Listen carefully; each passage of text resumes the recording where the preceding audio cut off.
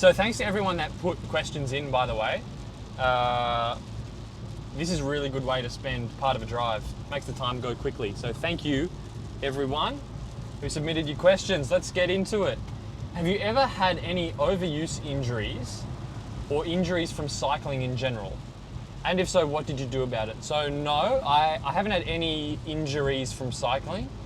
I have had overuse injuries though, which is why I started cycling.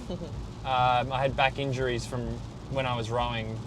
I had like MRIs done. I got cortisone in my back. I've spent thousands of dollars on physios. I still don't really know what the exact issue was with my back and my discs. So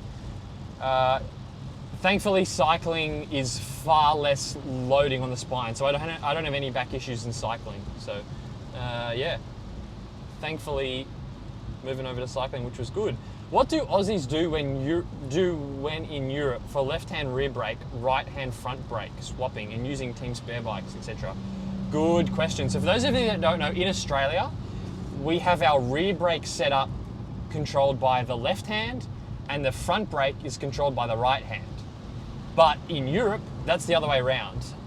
So on Nero, for example, we've got a few guys who run Euro brakes. Like Chris runs Euro brakes, Ben Carmen runs Euro brakes because he was racing in France for a few years. And I think a few of the other guys run Euro brakes. So basically what do we do? Well, you just have to be very careful if you do get on someone else's bike in the middle of a stage, just to check the brakes, because it can be super dangerous. If you hop on a teammate's bike and you don't realize they have Euro brakes, and you're going down the descent and grab a handful of what you think's the rear brake and your front locks up, that's super sketchy. So what do? Well, nothing really. You just gotta get used to it. We're not swapping bikes that often anyway. Like the chance that one of us gets a mechanical in a race where we're having to swap bikes with a teammate is pretty rare. What would we do when Aussies go over to Europe? Well, they just get the bike set up with their preference of braking. What's your favourite bike snack except for the sugar water? I wouldn't say sugar water's it's not competing with my other bike snacks. I'm big on like protein bars. Like I went through a phase there where I was having a lot of those Cliff Builders bars, which are good, sort of chocolatey, quite filling as well. So they're quite good. What else? Hot cross buns. It's Easter time now, that's probably front of mind, but I don't mind like a hot cross bun in the jersey. I can't really think. You got anything that you... Banana? No, you don't have to Banana? take banana. Oh no, banana is good. Yeah, no, I do. That is true. Yeah, I will take a banana. It's probably my next most common. Yeah. That's those three. So Cliff protein bar or a hot cross bun or just like a banana. One thing I don't like is just generic muesli bars. Like those, those Uncle Toby's like oat things.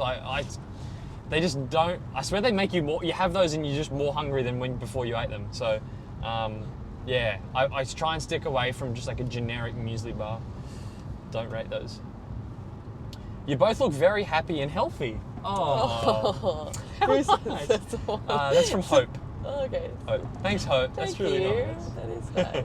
Question: can you do a video on some essential tools a bike rider, average bike rider, should keep at home or take on the bike? Thanks. Oh well, considering you asked so nicely, I could do a video on that. But the problem is, like, this day and age, like, are people really working on their bikes? Like, if you've got electronic shifting hydro disc brakes, there's not much for an average rider who's probably then an average mechanic, there's not that much you can do, aside from change the chain, maybe change your disc pads. That's probably it. Like, back in because we're still on rim brakes, I pretty much do most of the stuff, but it's so hard because everyone has different equipment now. Like, if you really want to be able to fully service your bike, you're going to need bleed kits, which I've got, and I've done a bit of that, but it is a bit of a faff. So, yeah, I could look at doing a video on that, go through the tools I've got. I'll keep that in mind for future videos. But yeah, as I said, it kind of depends what you're running, like, you know, the tools you're going to need. And I mean, most of the people watching the video, if I do a video like that, most people are going to have hydro discs, and I'm by no means, I mean, Nicole hears me shouting from the spare bedroom half the time with my stuff, so probably not the best person. Maybe I can get Aaron. Maybe I can get Aaron to come on a video and get his thoughts. Try and do it. I'll keep that in mind though. Must-haves for wet weather riding. Ooh. Again, another one which depends on, is it wet weather riding like we've got now in Sydney, where it's like still quite humid and warm, or cold wet weather riding? Like very, very dependent on what the exact conditions are. Must-haves though, I've gone away from shoe covers. So I used to always try and run Velotoes or some sort of shoe covers in the wet, but now I just cop it. I just go shoes, socks. I'm lucky I've got 2 pairs of shoes, so I'll run those orange shoes if it's wet, save the white shoes, and just your feet are soaked in the first minute and you're all good. I kind of running shoe covers and then your feet stay dry for maybe 20 minutes and get wet anyway. I just sick of the faff. So off shoe covers, any must-haves? Oh, I did mention in that training vlog I put up when was that? Did I put that up today? Doing my hill repeats. A bit of oil on the legs. Sounds weird, but like a bit of like a warming. So I use that athlete's gel, which is similar to like a Denker rub, sort of warms the leg up, and then oil on top of that, which is good just to help the water and the grit come off. So if I'm going out for a ride and it's already raining, or especially in a race, if it's already raining, always oil up. Besides from that, full finger gloves definitely helps with control on the levers. That's about it. Try and stay away. Rain jackets. Yeah. We've even got good ones. Like we've got the Gore-Tex ones from Rafa, which is like pretty much the best ones you can get. Like, I mean, they say they're breathable. The Gore-Tex marketing does say it stops water, but it's breathable. But even the good top of the range Rafa ones, I still sweat in them. So I'm not really a fan of the rain jacket, unless it's obviously if it's cold. Then yeah, you're gonna need a rain jacket. But if it's even moderate temps or sort of warm but raining, just never go the rain jacket, because you just sweat too much, and then you're trying to unzip it and close it. It's too hard. So definitely stay away from that.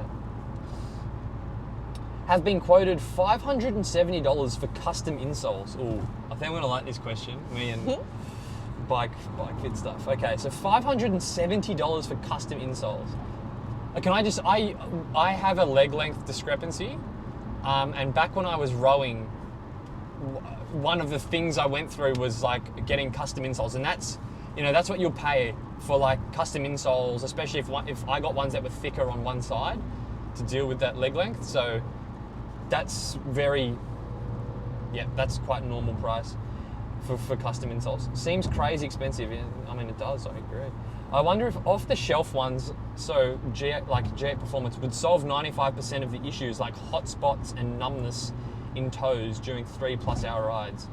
I'm thinking I'd get better value spending money on bike fit, which includes shoes, cleat position, and possible insoles. Thoughts?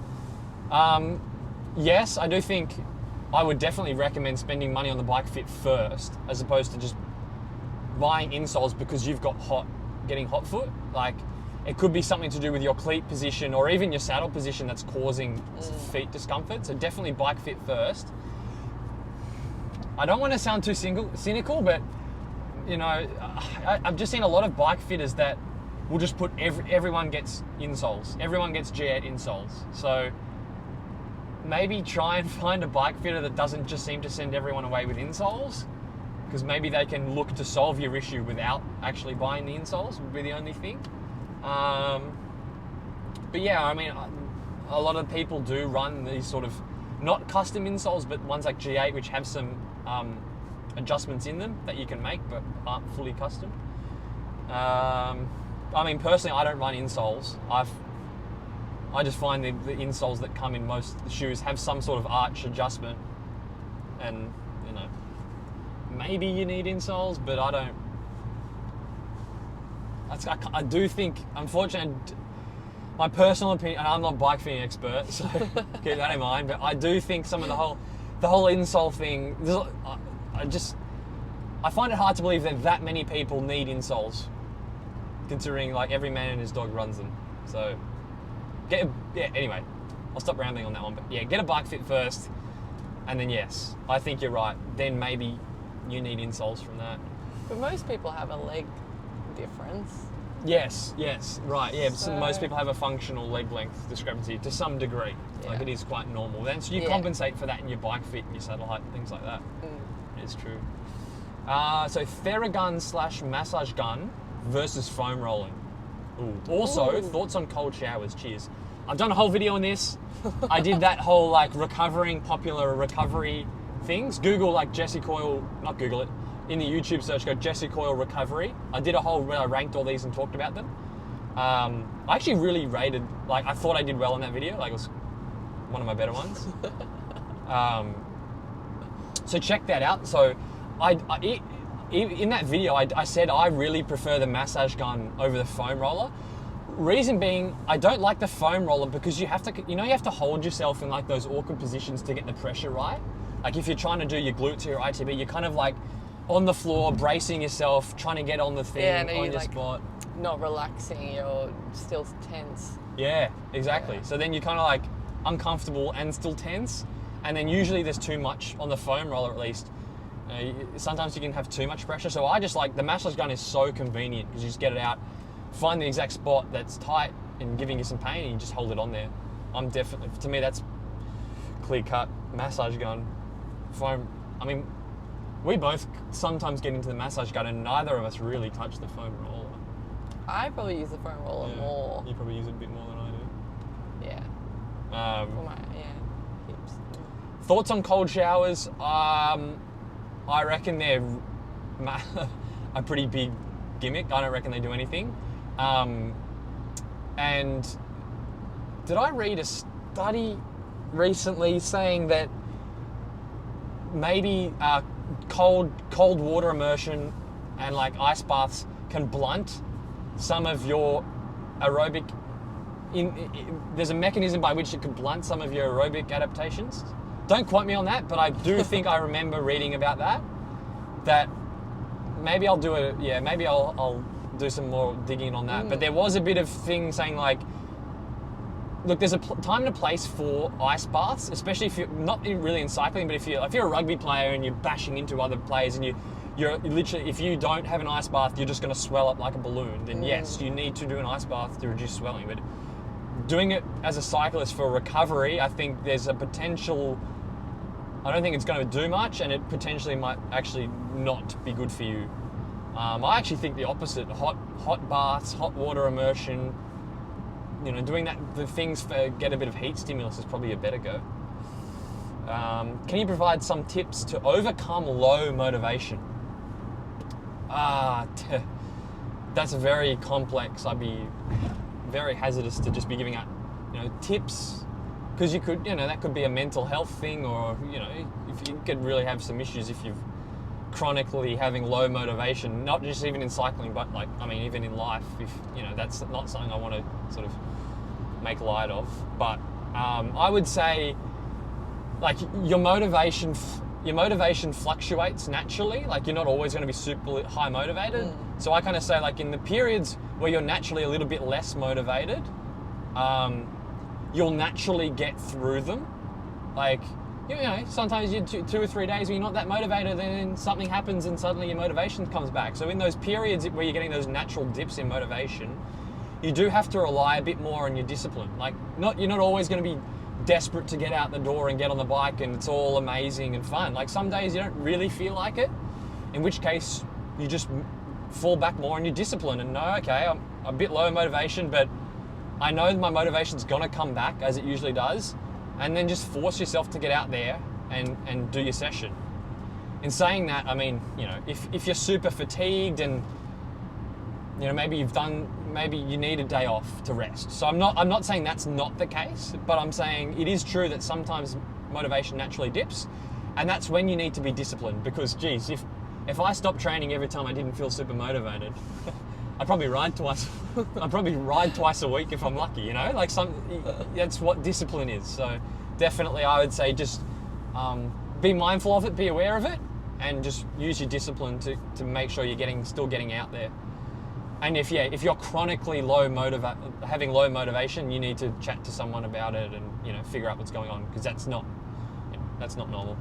I think you also got to like set lots of goals, like set mini goals on the way to your larger goals. I don't know what you think about that, Jess. Yeah. You got to have something to focus, like something to to give you a reason for why you're doing it. Yeah, so like in a week, for example, like you might be super motivated for your big sessions, the ones you're super excited for, but maybe you set yourself a goal that you want to do 10 hours of riding that week, and then that's the thing that gets you out the door on that 4th or 5th day of the week where you're not really feeling it, but like, you have that little goal to get you out there. That is true. Good to remind yourself of that throughout the week. Definitely. Would you rather race indoors but train outside, or the other way around?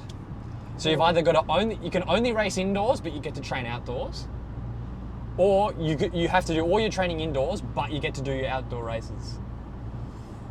I don't race. Nicole doesn't race or ride the trainer. I only ride outside. Nicole rides, by the way, maybe like once a week. Well, once a week. Get Trying to do some more than that, but once a week. I was saying, like, it's hard getting into, because Nicole wants to like sort of find like groups to ride with, or maybe join a club, but the club rides are so damn early in the morning. It's like, oh, let's look at doing like some club rides, and it's like, oh, we meet at 5:45. It's like, no, like what? It's really hard unless you have. Yeah, it's quite difficult. For me though, I would train outdoors, race indoors, because I mean, if I could only train indoors, I just wouldn't ride. You don't do that either. I'd have no fitness. Like even, I would literally then only be racing and maybe get on the trainer once a week. Yeah. And I love racing, don't get me wrong, but I like the process of training and riding more.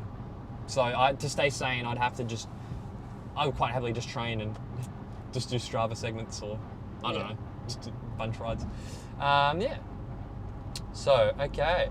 I'm likely going from long distance triathlons back to crit racing soon, which will be polar opposites on the power curve. Yep. I don't think they're polar opposites. Like, I mean, like, an hour-long criterium does require a big aerobic base and a really strong level of aerobic fitness, which obviously you'll get from the long distance. So I wouldn't say they're polar opposites. I mean, going and doing like if you're a sprinter or doing like 1 or 2 minute efforts on the track, that'd be polar opposites. What kind of intervals and training would you recommend? I'm guessing just 30-30s and VO2 max sessions would be the obvious go-to. Thanks for the great videos. Thanks, Greg. Hard to really, that's quite a general one, hard to say. I would say, firstly, bike handling, like the skill of racing in crit and being comfortable in the bunch is probably the first thing. So even training aside, you're gonna have to get comfortable in the bunch. So definitely including some sort of group rides or bunch rides, or like if you're only doing solo training, then you're rocking up to a crit. I mean, even if you're getting fit, it's gonna be, you need to get those skills of riding in the group. In terms of training, you're gonna wanna work on your not necessarily even, if you've done long distance triathlons, yes, like a bit of VO2 max and 30-30. So 30-30's VO2 max, you're probably talking about there in sort of layman's terms, that's sort of 5 to 8 minute power, you might say, is that sort of training. And I actually think that's not really what you would necessarily need to work on. The carryover you'll get in that energy system is actually quite decent for the triathlons. What you might struggle with a lot is actually shorter than that. So when attack's going, being able to do a good 10-second acceleration to follow something, or a 30-second acceleration. It's especially if you're on a technical course where you might be accelerating out of corners. It's that really short stuff that you're going to need to work on. So I would say doing sprint training would be really important. And also, like raw sprint training, so just building up your sprint power, and then some sort of like repeated sprint training as well in there. So don't forget that. So yeah, sprint training, do that sort of stuff to bring up your 5 to 8 minute power, so your VO2 max stuff. And then get out and do some group rides, and you should be able to use that aerobic fitness to your gain. Have you ever participated in or considered a triathlon? My first triathlon back in 2019 is how I initially got into cycling.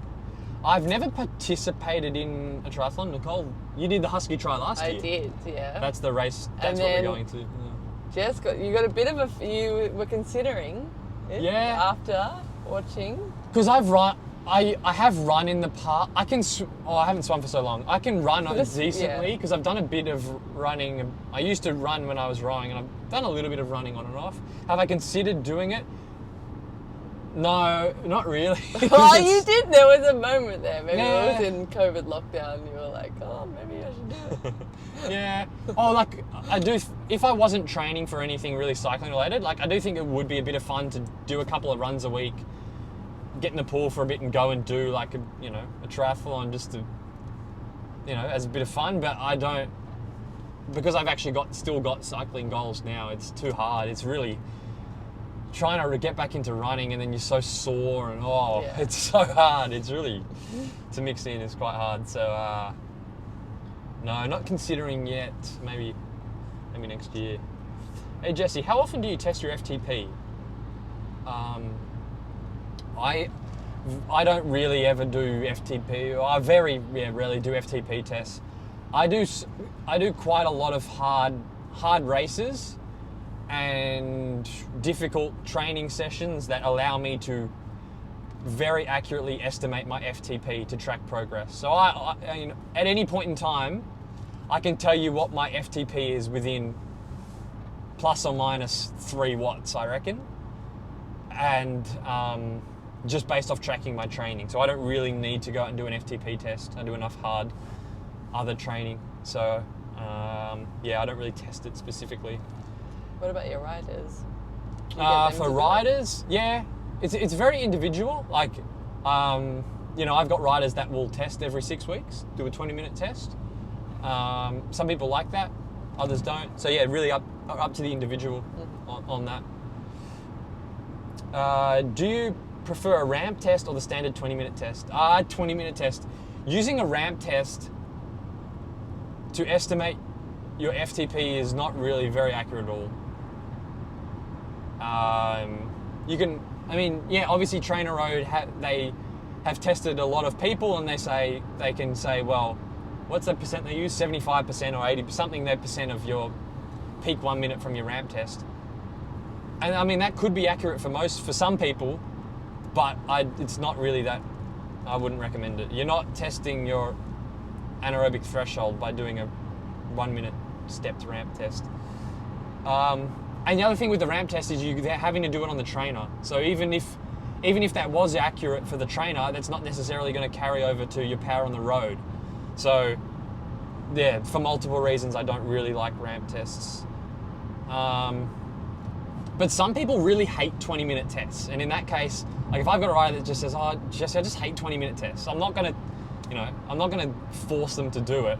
I will, if they want to do ramp tests, I don't really mind too much, but I would prefer 20-minute tests. Is there any other FTP test you prefer? Yeah, there's a there's FTP test where you do 2 8-minute repeats, and you take the average across those 2 efforts. I think you take, what's the percent? I think it's like 87% off the top of my head. You take off the average power between those 2 efforts, and that can be good. That can be good as well if you want to do an outdoor FTP test, but you don't have access to a good place to do 20 minutes. Like let's say you've got an 8-minute climb locally, that can be a good one to do. So that's okay. I see a lot of so this is the last part of this question. Also, I see a lot of pro cyclists in Europe spend a lot of time climbing rather than on flat roads for their efforts. What's the reason for this? A lot of pro that's because the pro riders want to be good at climbs, so they do their efforts on the climbs. So specificity. They want to get better at climbing, they do their efforts on the climbs. That's how it is. And as well in Europe, a lot of the better roads are the climbs. Like imagine if you're in Spain somewhere or Italy training, you're hardly going to go and ride on some flat road when you've got Alps and, you know, amazing climbs around. So yeah, definitely. I mean, I'd be doing, if I lived somewhere where I had climbs around, I'd be doing climbs. I wouldn't be doing laps at Centennial Park. Next one, returning to training after injury or illness.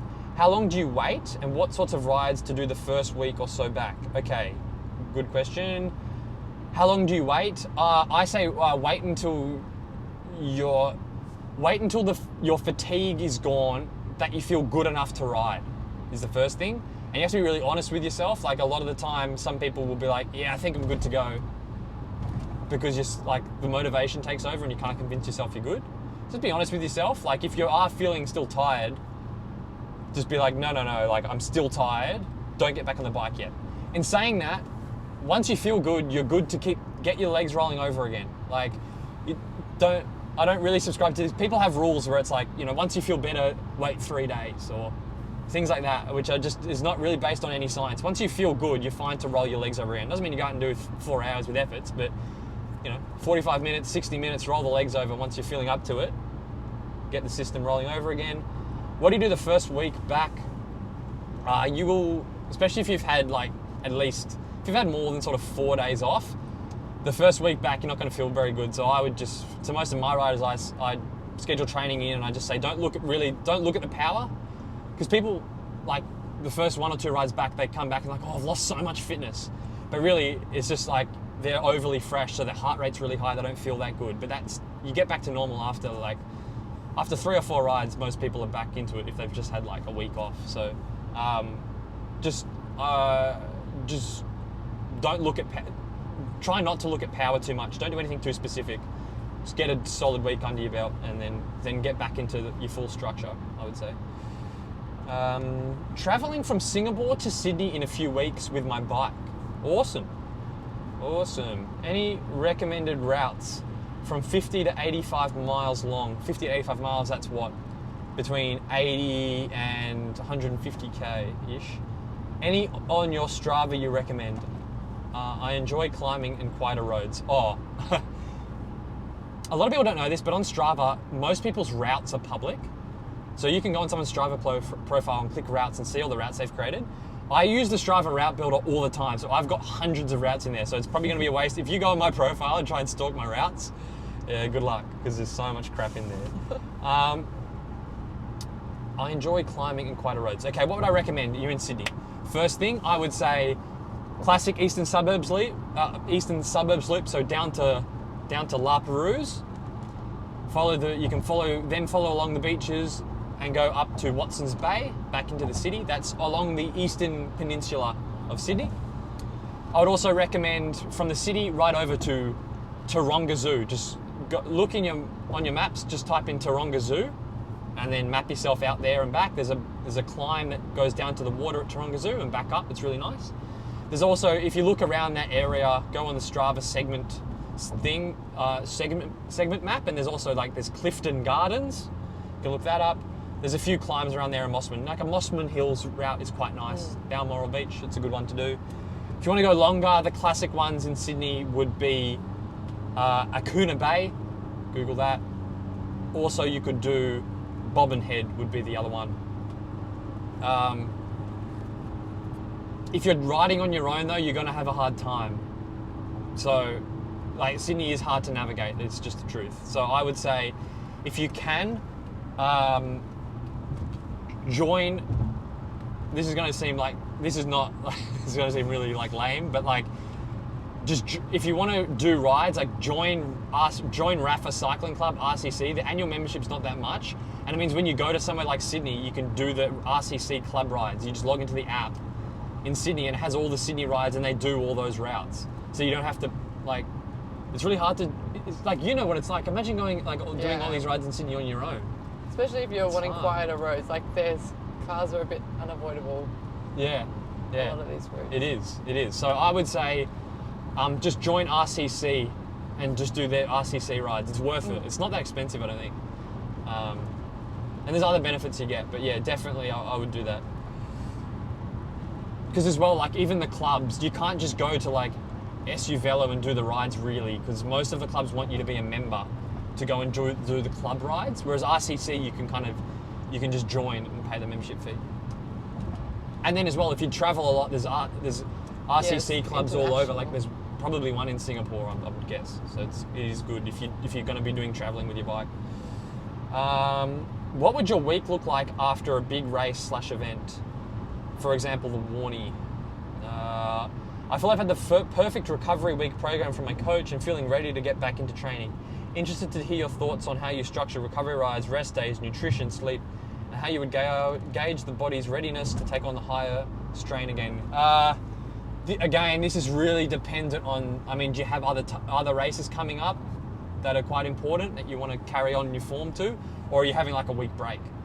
And then also, like, how much training did you do in the lead-in? Like some people, they would have done months of training to do the Warnie, which is a 270k race, and then they might have 5 days off and ride once on the weekend. It might be your recovery week. So I can't really answer this because it's very dependent on, there's so many factors.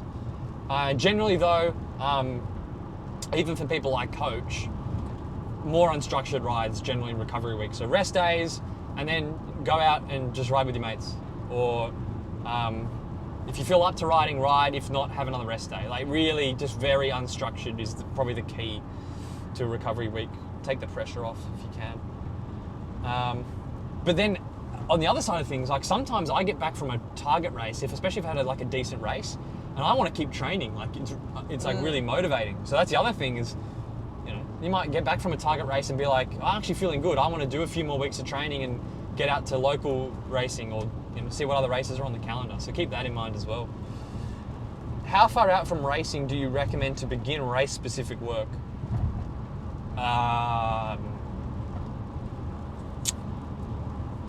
It depends how specific the specific work is. In terms of like race rep, I generally say it's better to start a little bit too early than start to, some people are like, I'm only going to start race-specific work 2 or 3 weeks before, and then it's 2 weeks after their target race and they're flying because they hit all their fitness too late. So I generally say get it done a little bit earlier. So you might, let's say you're doing a 12-week training block. You should be doing some real good quality works between 6 and 3 weeks out.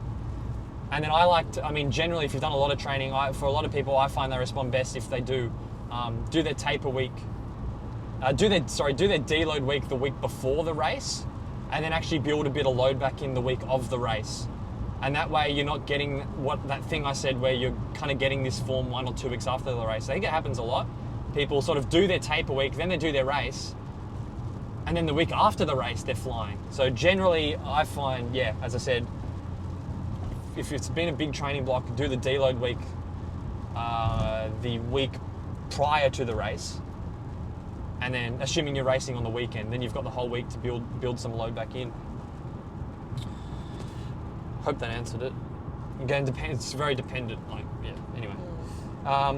This is a really cool question actually. So in bodybuilding, for example, you gain 70% of your potential gains in the first year, 10% in your second year, 5% in your third year, until you get to the point where you've reached your genetic peak of how much muscle you can put on. The principle is true, the numbers there, I don't think you're necessarily hitting your genetic peak 3 years in. I would sort of argue that, but yes, in principle, you hit it quite early. So the question is, in cycling, how would a typical person's FTP progress as a percent of their peak FTP potential over the years? Right, so the question is sort of does the same thing happen in cycling where you kind of hit your peak quite early? I would say the answer, I actually don't know in terms of percents, but aerobic endurance training and muscle building are very different. The reason is, to build muscle, if you think of it like a graph, the rate limiter for building muscle is that actual process in the body, and it doesn't matter how much you train, you're always going to hit that limit. So you've kind of got, you can train once a week, you can train twice a week, maybe you can do full body splits 3 times a week, maybe as a beginner. That's pretty much it. You can't go 4 times a week and get more gains, or 5 times a week and get more gains. In terms of a graph, it goes up very quickly, and then it plateaus very quickly, and it's a very sharp plateau where it's like 3 times a week, and then 4, 5, 6, 7, 8, 9, 10. It's like you run out of gains to get. Cycling, on the other hand, with the aerobic adaptations, is not really like that, because you could, if you're a beginner, you can just put more hours in, and assuming that if you can sleep enough and recover enough, you can get more gains. So it's a bit of a different scenario. Like, you could be someone who's 3 or 4 years into your training, and maybe you've been training 10 or 15 hours a week, and you go, all right, I want to, even if you're like 30 years old, or 40 years old, you're like, all right, I want to go to another level here, and you start banging out 20-hour weeks. If you can facilitate ways in your life to recover from that, which is possible physically, you can see another big kick up in your fitness. So, the mechanism for that is because there's so many different ways you adapt to endurance training. It's like peripherally in your muscles, they can adapt. You can also adapt like your cardiovascular system in terms of like your blood, your heart. There's lots of different things you can target to actually improve your performance on the bike. Whereas building muscle is just building muscle. It's just a stimulus, and then it takes a long time for it to adapt. So in that sense, that's not really answering the question, but it's far less black and white in that sense. And because there's always, for most people, there's usually another gear they can step up if they can manage to find a different way to recover. Again, in the gym, muscle building, it's not the case. You can't just recover, unless you're taking drugs. There's not really much more you can do than 3 full body gym sessions per week. You can't just add in a 4th and expect to gain more muscle as you can in cycling. So yeah, that's a very complex. It is quite an interesting. That's something we could do a whole video on. It's quite and discuss more on that. But yeah, in general, that's that. Do you think Jay Vine wins a World Tour stage this year? If so, what type of parkour do you think suits him? That's a great question. Yes, definitely. I think I'm not sure what races they're going to take him to is one thing. I'm not sure what Grand Tours he'll go to. Oh, but they said World Tour stage. Oh, I think so, yeah. He will win one of those intermediate, like the stages he did when he was at the Vuelta last year. He was close to winning those stages, and I think he's just stepped up another level this year. So I would be surprised if he doesn't get a World Tour stage result this year. Grand Tour, possibly as well. I would, yes. If I had to put a bet on, I would say yes, he does. Best crit bike for around $3,000. $3,000, you're on your second-hand market. You definitely have to go second-hand market. Rim brake. In terms of the specific bike, I don't know. There's so many different brands out there, but just go for just a rim brake on the second-hand market with a decent set of wheels. Which even if you get like a $2,000 bike. Like with a good frame and group set, even if it has some clunker wheels, and then just buy a wind space or a fast sports set of wheels for $1,000, 50 mil, 60 mils if you're doing flat crits, that'll be a weapon crit bike. There's some brands you can get a decent bike for $3,000. Some of the Maritas you can get new for under that. So you could look at that, but you're probably second-hand market, I'd say. How do you train with your other half who isn't as fit as the other? Trying to do a gravel fondo, but fitness levels are very far apart. First tip, don't. Just don't. Nicole rides. Jessie does not ride with me. No, we don't ride. It's not we. Jessie doesn't ride with me. Yes. I would the only thing I would say would be if you do want to ride, just schedule it in as a recovery ride and just go out for a real light social tap. But my thing is most of the time I'm riding in the middle of the day, So that doesn't help. And even on the weekends, I'll be going to a race. It's kind of like, or doing some sort of training. For me, cycling is not really that social. I mean, it is definitely a social. It is a social thing, but you know, if we want to spend, you know, But if you're training, trying to do serious training, yes, then, yeah. then And like it's not. sometimes, like if we want to spend for Saturday, like good example is like a Saturday morning. I'll just ride in the afternoon, and we'll spend the morning walking the dog and going to the cafe. Like, I would just say don't. Like, yeah. And if you do want to, just do not think of it as training or any. It's just recovery ride. Just recovery ride. And just fat burning, calorie burn. There's nothing else you can do. What are you going to do? Like, there's no other tips really. What do you think of aero socks for time trialing? Surely bear shave skin is the most aero. No, aero socks are faster than. Oh, actually, no socks.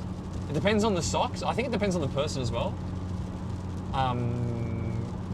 Usually aero socks is faster than running no socks, if you get the good aero socks. But then it's like, I don't know, because you get like the AliExpress aero socks, which are kind of thin, but it's like they've had no testing, so I don't know if they're actually quick or if they just look aero. But like the no pins ones and stuff, I mean, all the people that do aero testing end up running overshoes or aero socks, which makes me say that yes, they make you faster. Just buy them. And aero socks aren't that expensive anyway, so if you do want to use them for time trialing, just buy the brands that the people that get testing use, essentially. Go on Alex Dowsett's Instagram or Dan Bingham or something and look at the socks they're wearing, and they're probably fast because they've tested them. How many polarizations do I need to be an A grade rider? How many polarizations? I'm not sure what that means. How many polarizations? That one. Top 3 interval workouts to get in race shape. Thanks for all the great content. No problems. Thanks for watching. Top 3 interval workouts to get in race shape. It's the impossible question. No individual workout is that amazing. It's how they're structured into the week and how the weeks are structured into the month. So I'm actually not going to answer that one. Are you punching above your weight? I'm forcing my girlfriend to drive in the dark, in the rain, while I answer people's questions on YouTube. So she's putting up with me, that's to say the least. So I think I am punching. I am not able to train right now because of my exams. It's been like this for 2 to 3 months at least. How could I maintain my fitness? No, that is BS. You're telling me you don't have 30 minutes. You're telling me you don't have 30 minutes 3 times a week. Or 45 minutes 3 times a week. If you, I really don't, like, it makes me sad when I hear this, because if you knew how little training it takes to either maintain fitness or just slow the detraining process, man, get on the bike. Get on the bike, do a few 30-second efforts once a week. Other session on the week, do some sort of sweet spot session. 2 rides a week, literally.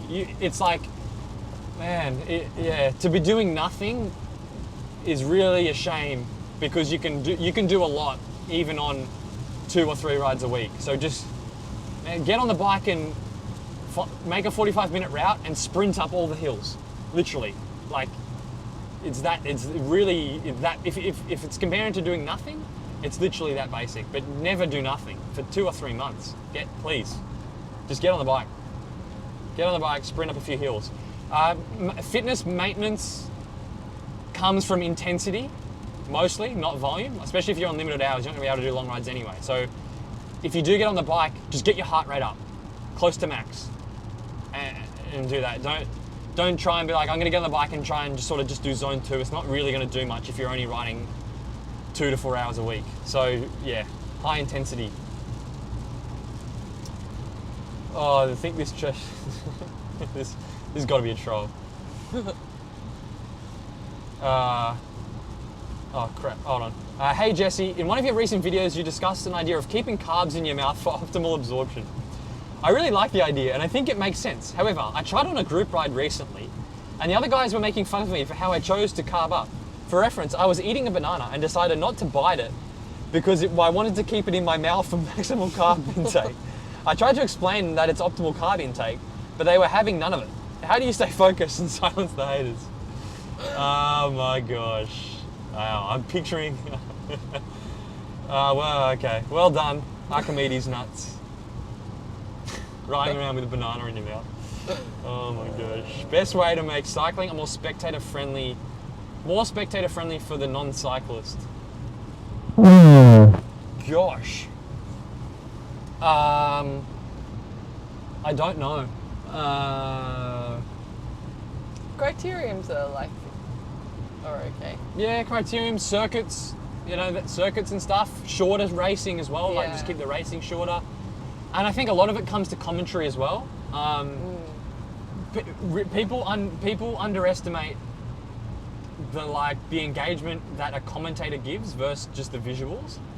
So I think commentators, it depends on what the race is, like especially if you want to make things enjoyable for a non-cyclist, the commentators have to be commentating as if there's pure, people have no idea what's going on in the race. Whereas a lot of the time, the commentators don't do that. They commentate assuming the people watching know a lot about cycling already. So yeah, I think it depends on the race. I think it comes hand in hand. Have races, shorter races that are visually more engaging for someone who doesn't know what's going on, and then pair that with commentary that's very basic and actually constantly updating people with what's actually going on. I think that's a lot of the time when people are watching cycling, they just don't. There's like, and the tactics what's involved. going on? Yeah. I feel like you don't understand how much of the tactics are in cycling. Yeah. You're just watching a race. Yeah. And that's something like if the commentators need to bring that up regularly, not mention it once and then every 30 minutes later they bring it up again. People switch off.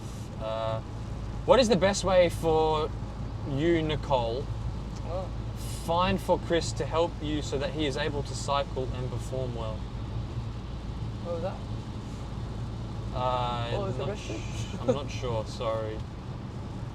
To help Chris, I'm not sure what's going on there. Hot picks for any races this year, World Tour. Hot picks, no hot picks. I just want to see Remco Evenepoel this year. He's just the most exciting rider to watch, isn't he? Like literally, he could be in the worst race, but I'll watch it if he's in it. Like he's already off to his form is nuts. So not really a hot take, but any race that Remco's in, I'll be watching. Just so exciting. I think it's really amazing to have those super talent mutant riders in the bunch. It's so exciting. Does Nicole race? No, she doesn't. And if so, what's her story? No, Nicole doesn't race. Just rides for fun. Weekend rides. Ride with your phone. You ride with your dad a bit and social. That's about it with cycling. But I used to row, so that's how we met. I'm a rower by original sport. Like historical reference. Yeah. Are you doing Mudgee Classic coming up? Yes. I think we When's that? think we are. Nice. April, May. Okay. 130 k's. All right. That's a big one. So I need to do a You're bit gonna more have to than prove a bit more than one ride a week. I think. When assessing fatigue, do you put more emphasis on various metrics such as TP fatigue, so like the load metrics, form, or more on the athlete's feeling and current mood? Thanks. I definitely put more emphasis on subjective ratings, so how the athlete feels, mood, feelings of fatigue, and that. I use like your TSB and the load metrics as a guide to guide that, which would then guide like a discussion with the athlete, like your fatigues in your fatigues in your load values are in like a fatigue state, like how do you feel, and then base it off that.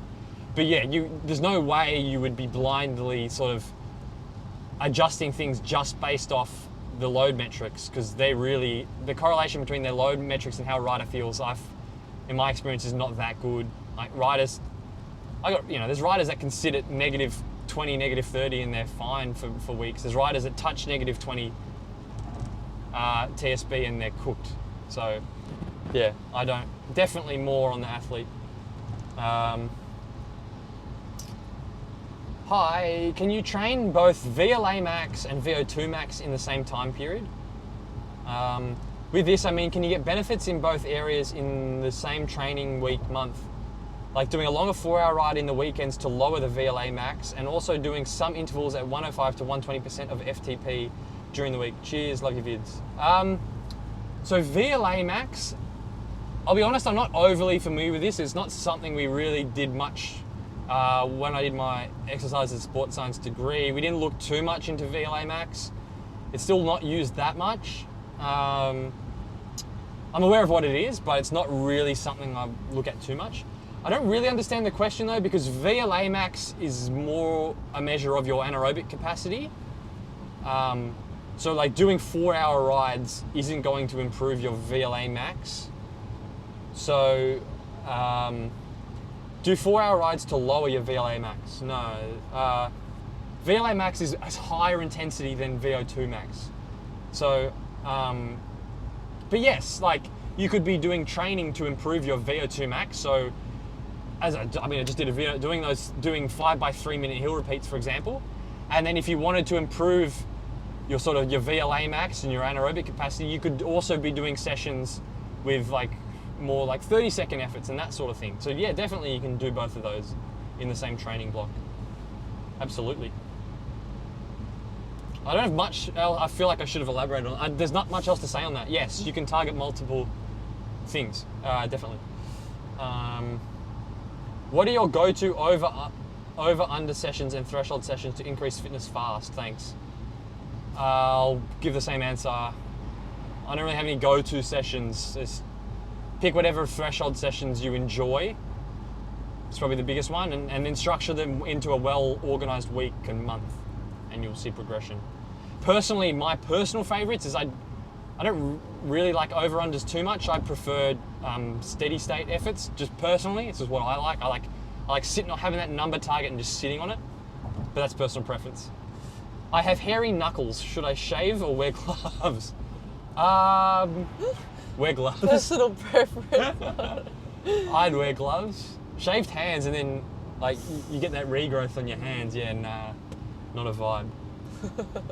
It's getting dark. I just realised this camera is not going to look very good. I thought that a while ago. All right, so I'm at the top of the list. I'll refresh and see if we've got anything new. Okay, a few more questions. What are your thoughts on celebrating minor placings? Came 10th last week at a bike race and did full 2 arms off the bars and got the what the fuck look. If you win a race, what kind of celebration do you do? Next win, I dare you to pull out the Michael Jackson. I'm not sure what the Michael Jackson is, celebration. You can't do hands off the bars for a 10th. I'm sorry, nah, that's not, nah, that's not on. Actually, in Australia, you're not allowed to take your hands off the bars. If you're at a club race and you celebrate with both hands in the air, the commissaires could disqualify you. They don't, but technically you need to have one hand at least on the handlebars. What kind of celebration do you do? It scares me, that whole the full 2-hand celebration and then binning it, stacking it, and I'm it's just if that would just be so. I usually would go a single arm. That was a fist bump. Yeah, a bit of fist bump, that sort of thing. I think you're asking for trouble with the full double hand, especially if it's a bunch finish. Oh yeah. So many near crashes with that sort of thing. It's just keep a hand on the bars, I reckon. That can still look cool, one hand on the bar and yeah, you make it look cool. How is it possible? Thanks, Nicole. Gee, she's good. How is it possible to keep a high VO2 max when you try to optimize your steady state with sweet spot and strength endurance efforts? Similar vein to the last question. Well, in and of itself, to maintain good power at VO2 max, you need to do VO2 max. You need to do sessions that stimulate VO2 max power. So do 1 or 2 of those sessions per week. Maybe one, maybe 2. And then yes, sure, go do sweet spot work and some strength endurance work on other days too. But as long as you're relatively fresh and feeling good, so you can get 1 or 2 on certain days, so you can get 1 or 2 of those higher intensity VO2 max workouts done, then yeah, there's no reason why you can't maintain your VO2 max and also work on some other energy systems. Obviously, it gets to a point where you know, if you're then trying to do sprint work and long endurance rides, then you're in trouble. But you know, just VO2 max and some sweet spot work, strength endurance work, yeah, it's fine. Bully, when's the knee getting dirty? Yeah, that's awkward. How long have we been together? Nearly 8 years, isn't it? 8 years in May. Jeez, he's slack, isn't he? It's a great question. Wow, yeah. I mainly train on Zwift and each time say I have an improvement of FTP, say 40 plus watts. Okay. The next subsequent workout with the new FTP is really hard to sustain to the point I can't finish it. How do I get about this? Do I lower the FTP bias or my new FTP is inaccurate? Yeah, your new FTP is inaccurate. If you get a 40 watt FTP increase, do a spin down on your trainer or calibrate your power meters or something. If that doesn't make sense, you can't get a 40 watt FTP increase even in the space of months. So yeah, something's going on there. Definitely, it's not right. Do a spin down and yeah, drop your FTP so you can get a more accurate thing.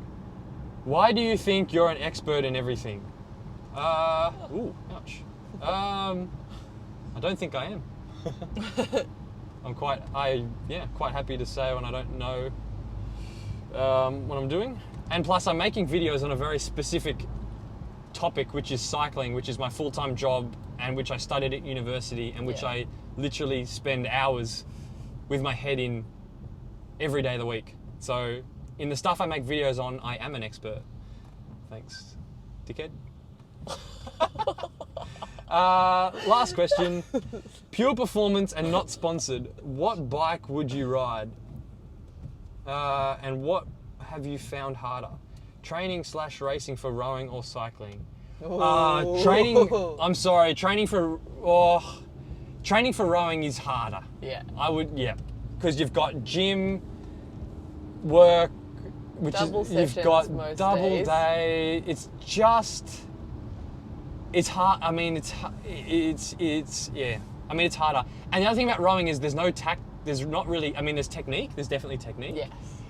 But there's no way to game the system like there is in cycling. You can not be the strongest, but you can have good tactics or good bunch skills, and you can make up in other ways.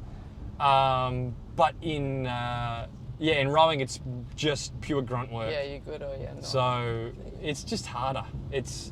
Other thing as well is like in rowing, you're training, like especially if you're a top level rower, you're pretty much just training for one event. Like then you're training for World Cups, or World Champs or Olympics. So all your training is just for one thing. Whereas in cycling, you've got multiple races throughout the year. So multiple big races, throughout the year. So there's just more opportunities. Whereas there's just a lot more pressure in rowing because you're literally just trying to peak for one specific thing. So I reckon it's a lot harder. All right, refresh one more time. Okay, one more's just come through. What's your favorite base layer? I'm not a big base layerer. I would say though, from the ones I've used, I definitely like the synthetic, the more technical ones. I have the merino ones I'm not a fan of. I find they just get really hot. Obviously in winter, if you're in cold climate, I'm in Sydney, I live in Sydney, Australia, so you know. But I never really use those merino ones. I find they're too hot. So just the real light, breathable ones. We use the Rafa ones, which they've been good. And also short sleeve, the sleeveless ones. I have one that has sleeves, and it's like really annoying because then you put it on and then you pull this like bunches up under the jersey. So definitely sleeveless, technical, pretty thin ones, I reckon. They're the go-to. One more refresh. All right, that's it. In the Q&A there. Thanks for listening. Hope you enjoyed it. Only 20 minutes left of the drive. Isn't that good? It is good, isn't it? Yeah. Definitely killed the time. Awesome. Thanks for listening, guys. Catch you in the next one.